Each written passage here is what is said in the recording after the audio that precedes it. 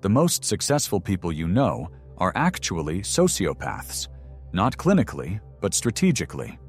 They've mastered the art of ruthless self-focus that society taught you was selfish. While you're worried about being liked, they're busy being irreplaceable. That hit different, didn't it? Because deep down you know it's true. You've been conditioned to scatter your focus to make others comfortable while they concentrate their power to make themselves unstoppable. Subscribe if you're ready to learn what Machiavelli really meant by the ends justify the means. The brutal awakening. You've been taught that focusing on yourself is selfish, but what's actually selfish is being so weak that others have to carry your weight. What's selfish is being so unfocused that you waste opportunities that could have changed not just your life, but the lives of everyone who depends on you. Machiavelli understood that the prince who tries to be loved by everyone ends up being respected by no one. Your energy, your time, your attention, these are finite resources. And how you allocate them determines not just what you achieve, but who you become. The real secret isn't just about being feared or respected. It's about something far more dangerous that most people never develop.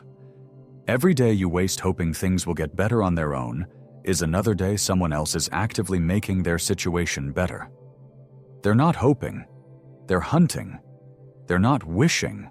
They're working with surgical precision toward their goals while you're still trying to figure out what your goals even are. But here's where most people get it completely wrong about focus, and this mistake keeps them powerless forever. The focused predator. Machiavelli studied lions and foxes, but he missed the most important animal, the eagle. An eagle doesn't chase every movement in the forest. It circles, it watches, it waits, and when it strikes with such precision that the outcome is never in doubt. This is what focus really means. Not just working hard, but working with the deadly accuracy of a predator who knows exactly what it wants. Your problem isn't that you're not talented enough, or smart enough, or lucky enough. Your problem is that you're hunting rabbits when you should be hunting wolves. You're scattered across a dozen different priorities when you should be laser-focused on the one thing that will change everything. Right now, as you listen to this, think about how you spent yesterday. How many hours did you waste on activities that don't move you closer to your goals? How much mental energy did you burn on other people's problems, other people's drama, other people's emergencies that somehow became your priorities? Machiavelli wrote that he who neglects what is done for what ought to be done sooner affects his ruin than his preservation. Translation. While you're thinking about what you should do someday, someone else is doing it today.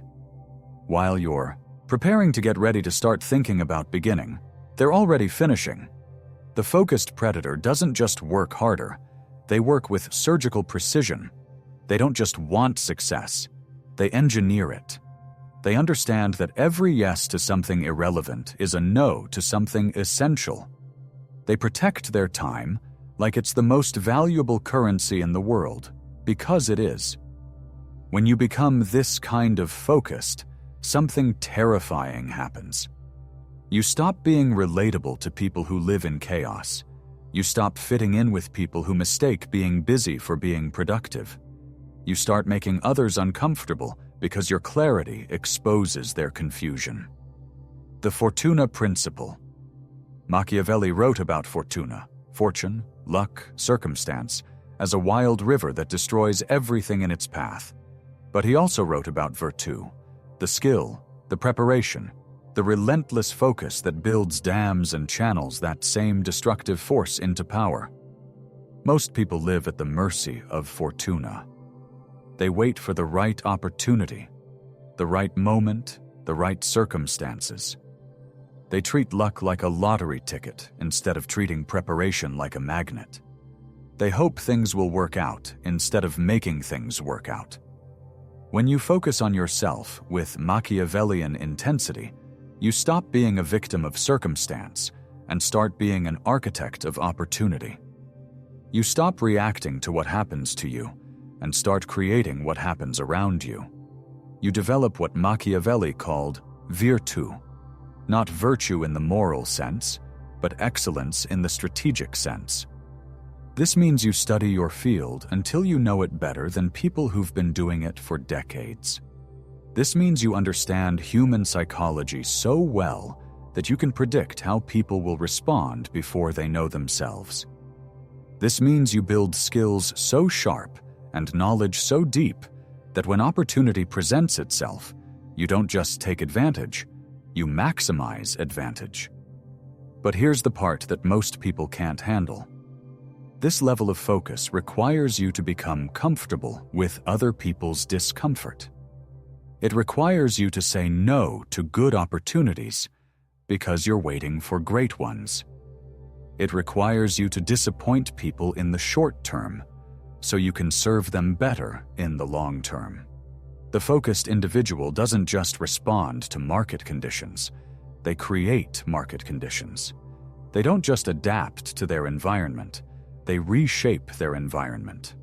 And once you taste this kind of power, there's no going back to being ordinary. The architecture of winning. Machiavelli didn't just study successful princes, he studied failed ones. He analyzed why some rulers built empires that lasted centuries, while others lost everything within years.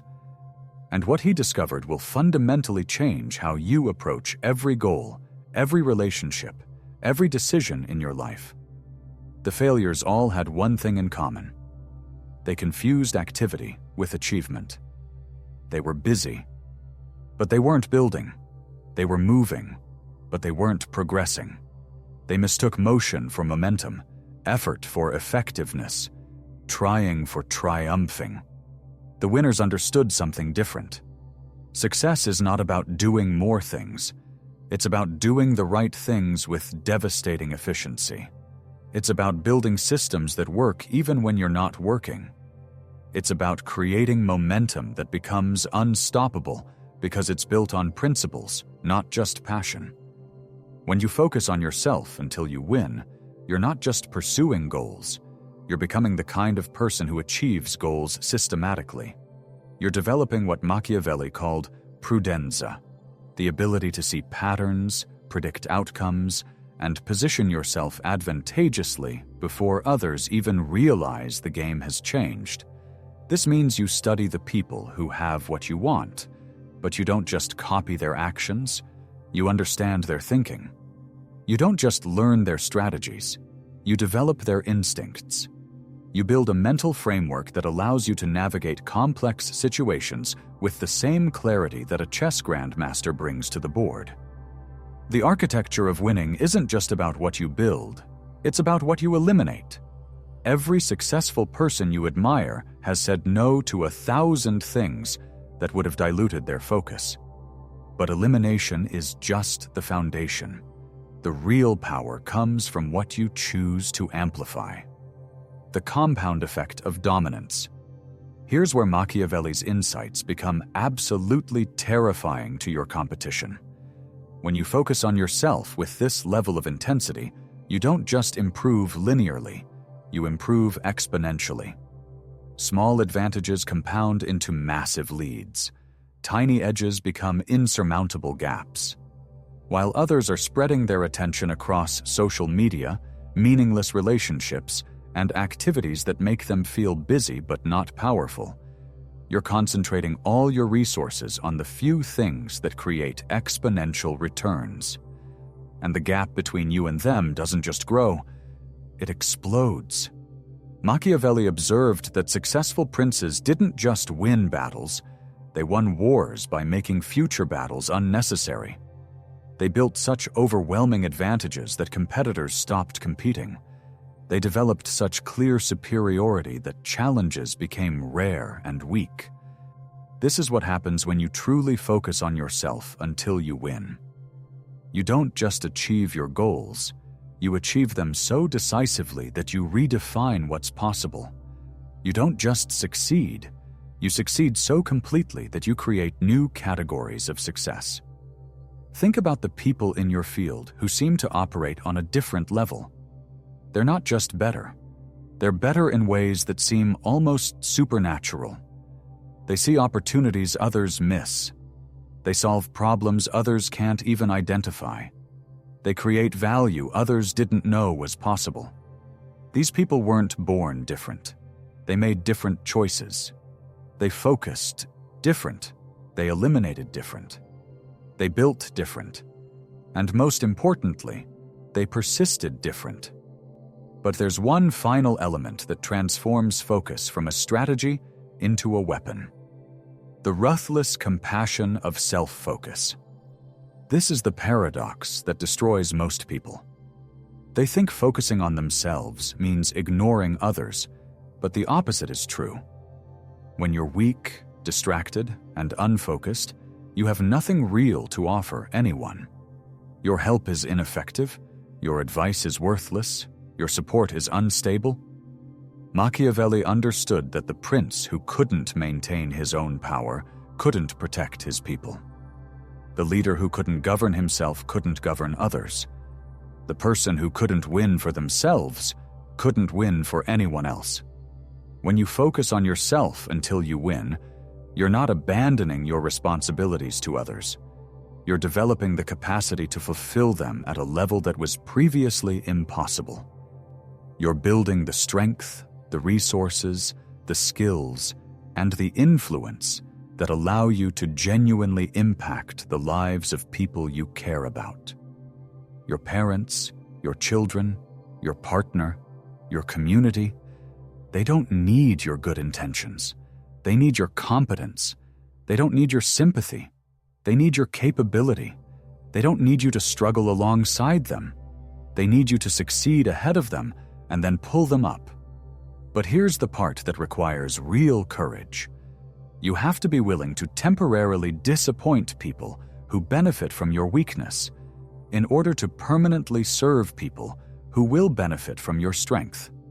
The ruthlessly compassionate person focuses on themselves until they become someone worth following. They develop themselves until they become someone worth trusting. They strengthen themselves until they become someone capable of bearing not just their own weight, but the weight of others. And when you finally understand this principle, everything in your life shifts into a new paradigm. The strategic solitude. Machiavelli spent years in exile, writing his masterworks not from the palace, but from isolation. This wasn't punishment. This was preparation. In solitude, he developed the clarity that crowds destroy. In isolation, he built the focus that chaos prevents. Your transformation will require the same strategic solitude. Not because you hate people, but because you understand that becoming extraordinary requires extraordinary conditions. And extraordinary conditions don't exist in ordinary social environments. Most people are terrified of being alone with their thoughts because their thoughts terrify them. They fill every quiet moment with distractions, every empty space with noise, every opportunity for reflection with entertainment. They're not living. They're avoiding living. But when you embrace strategic solitude, something powerful happens. You start hearing your own voice above the crowd. You start seeing your own path through the confusion. You start feeling your own power beneath the doubt. This doesn't mean becoming a hermit. It means becoming selective. It means understanding that your attention is your most valuable asset, and assets should be invested, not donated. In solitude, you discover what you actually want versus what others want for you. You identify what you actually believe versus what you've been conditioned to accept. You find what actually motivates you versus what you think should motivate you. The person who emerges from strategic solitude isn't the same person who entered it. They're clearer, sharper, more focused, more determined. They've shed the need for constant validation and developed the capacity for independent action. But solitude is just the forge. What you create in that forge becomes your weapon. The weaponization of focus. Focus isn't just a nice self-help concept, it's a weapon. And like any weapon, it's only dangerous in the hands of someone who knows how to use it. Most people treat focus like a suggestion rather than a discipline, like a preference rather than a practice, like an option rather than an obligation. Machiavelli studied warfare not because he loved violence, but because he understood that the principles of winning in battle apply to every competitive arena. The general who divides his forces loses to the general who concentrates them. The army that fights on multiple fronts loses to the army that dominates a single front. Your life is a battlefield, and your attention is your army. Every time you allow your focus to be divided, you're weakening your position. Every time you chase multiple priorities simultaneously, you're guaranteeing that you'll fail at all of them. The weaponization of focus means treating your goals like military objectives. It means identifying the single most important target and directing overwhelming force toward that target until it's completely conquered. It means understanding that partial victories are often worse than honest defeats because they create the illusion of progress without the reality of achievement. When you weaponize your focus, you stop being impressed by busy people and start being effective. You stop measuring yourself by hours worked and start measuring yourself by outcomes achieved. You stop trying to keep up with everyone else's pace and start setting a pace that others struggle to match. This level of focused intensity creates what Machiavelli called terror. Not fear in the sense of intimidation, but awe in the sense of recognition. People don't just notice your success, they notice the quality of your success. And when you reach this level of focused dominance, you discover the most shocking truth of all: the isolation of excellence. Excellence is lonely, not because excellent people push others away, but because excellence operates on frequencies that most people can't hear, at speeds most people can't match, with standards most people won't accept. Machiavelli wrote about the loneliness of leadership, but he understood it as a necessary condition, not a tragic consequence. The prince who needed constant companionship couldn't make the hard decisions that leadership required. When you focus on yourself until you win, you'll discover that winning changes you in ways you didn't expect. You'll develop standards that most people find unreasonable. You'll have conversations that most people find uncomfortable. You'll pursue goals that most people find impossible. And you'll realize that this isn't a problem to be solved. It's a natural result to be embraced. You're not becoming antisocial. You're becoming selective. You're not becoming arrogant. You're becoming accurate about what you're capable of achieving. The people who can't understand your new level of focus will try to pull you back to their level of scattered attention. They'll call it balance, but it's actually sabotage. They'll call it humility, but it's actually regression. You'll have to choose between being understood by people who aren't growing and being misunderstood by people who could be. You'll have to choose between fitting in with groups that limit you and standing out in ways that liberate you. This is where most people break. They can't handle the social pressure that comes with personal excellence. They retreat back to comfortable mediocrity and spend the rest of their lives wondering what could have been. But for those who can bear this weight, there's a reward that transforms everything: the kingdom of self-mastery. When you finally focus on yourself until you win, you don't just achieve external success, you achieve something far more valuable: internal sovereignty. You become the ruler of your own kingdom, the master of your own destiny, the architect of your own reality. Machiavelli understood that true power isn't controlling others, It's controlling yourself so completely that external circumstances become largely irrelevant. The prince who mastered himself could navigate any political environment. The person who masters themselves can thrive in any life environment. This self-mastery manifests in ways that seem almost supernatural to people who've never experienced it. You stop being reactive and become responsive. You stop being emotional and become strategic. You stop being hopeful and become certain. When someone tries to manipulate you, you see it happening in real time and choose your response deliberately. When circumstances try to derail you, you adapt without losing momentum. When opportunities present themselves, you're prepared to maximize them because you've been preparing constantly.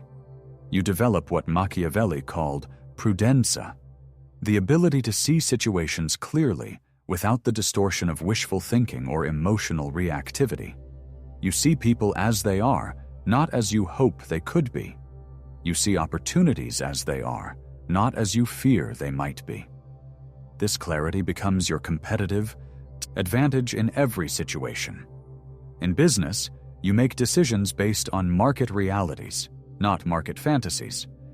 In relationships, you invest in people who demonstrate value, not people who promise potential. And once you've built this kingdom, you face the ultimate Machiavellian question: the final choice. Machiavelli's ultimate insight wasn't about cruelty or kindness, fear or love, dominance or submission. His ultimate insight was about choice. In every moment, in every situation, you face the same fundamental choice. Will you be the person who shapes circumstances or the person who is shaped by them? Right now, as you listen to these words, you're at that choice point. You can close this video and return to the comfortable patterns that have kept you exactly where you are. You can go back to hoping things will change without changing how you operate. Or you can make the choice that Machiavelli made when he wrote The Prince. The choice to see reality clearly, accept responsibility completely, and act strategically regardless of what others think about your decisions. This choice isn't dramatic. It doesn't require a grand gesture or a life-changing moment. It requires a quiet decision to start treating your focus like the powerful tool it is. It requires a commitment to stop scattering your energy and start concentrating your power. It means when you wake up tomorrow, you don't check your phone for the first hour. You don't start your day by consuming other people's priorities. You start by reconnecting with your own agenda, your own goals, your own vision of what you're building. It means you stop saying yes to requests that don't align with your objectives. You stop attending meetings that don't move you forward. You stop engaging in conversations that drain your energy without adding value to your mission. The people who make this choice and stick with it don't just succeed. They succeed in ways that change the trajectory of their entire lives. They don't just achieve their goals, they surpass what they thought was possible. But here's the truth that Machiavelli knew, and most people never discover. The eternal game. The game never ends. There is no final victory, no permanent achievement, no ultimate arrival. There is only the choice, made new each day, to focus on yourself until you win today's version of winning. And then tomorrow, to focus again on tomorrow's version. Machiavelli understood that power isn't a possession, it's a practice. Excellence isn't a destination, it's a direction. Dominance isn't a state, it's a strategy that must be renewed continuously. This is both the burden and the blessing of choosing the path of focused excellence. The burden is that you can never coast on yesterday's achievements. The blessing is that you can always create tomorrow's breakthroughs. The people who truly win aren't the ones who achieve something great once. They're the ones who build the capacity to achieve great things consistently. They develop the kind of focus that becomes a lifestyle, the kind of discipline that becomes second nature. When you focus on yourself until you win, you're not just pursuing success. You're becoming the kind of person for whom success becomes inevitable. You're not just achieving goals, you're developing the goal-achieving machinery that will serve you for the rest of your life. And perhaps most importantly, you're proving to yourself that you're capable of more than you ever imagined. You're discovering that the limits you accepted weren't real limits. They were comfortable lies. Machiavelli's prince doesn't rule through force. He rules through focus. He doesn't dominate through cruelty. He dominates through clarity. He doesn't win through luck. He wins through relentless, strategic, unwavering commitment to his objectives. That prince isn't a historical figure. That prince is the potential that exists within you right now, waiting for you to stop making excuses and start making moves. If this video awakened something in you that's been sleeping too long, then your next move is obvious. Subscribe to this channel, because we're building a community of people who understand that excellence isn't an accident, it's an art form. Hit the notification bell, because the insights that come next will take everything you've learned today and weaponize it for real-world results. Share this video with someone who's ready to stop making excuses and start making moves. Because the world needs more people who understand that focusing on yourself isn't selfish, it's strategic. The choice is yours. Choose wisely. Choose now. Choose focus.